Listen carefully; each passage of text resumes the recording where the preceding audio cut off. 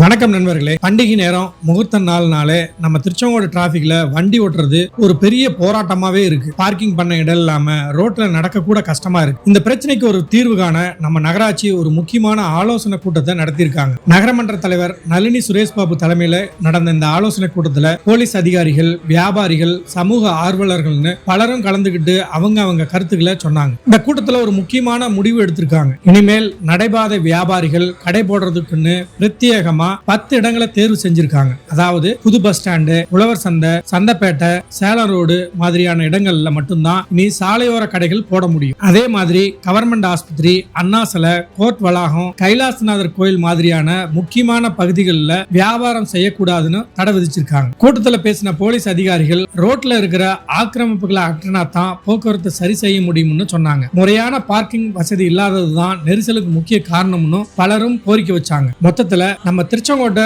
ஒரு நெரிசல் இல்லாத அமைதியான நகரமா மாத்துறது தான் இந்த நடவடிக்கையோட நோக்கம். இதுக்கு வியாபாரிகளும் பொதுமக்களும் ஆகிய நாமும் முழு ஒத்துழைப்பு கொடுத்தா நம்ம ஊர் இன்னும் அழகாவும் அமைதியாகவும் மாறும். இந்த தகவல் எல்லோருக்கும் போய் சேர இந்த வீடியோவை ஷேர் பண்ணுங்க. நம்ம திருச்செங்கோடு செய்திகளை உடனுக்குடன் தெரிஞ்சுக்க நம்ம விஎம் டாக் சேனலை ஃபாலோ பண்ணுங்க.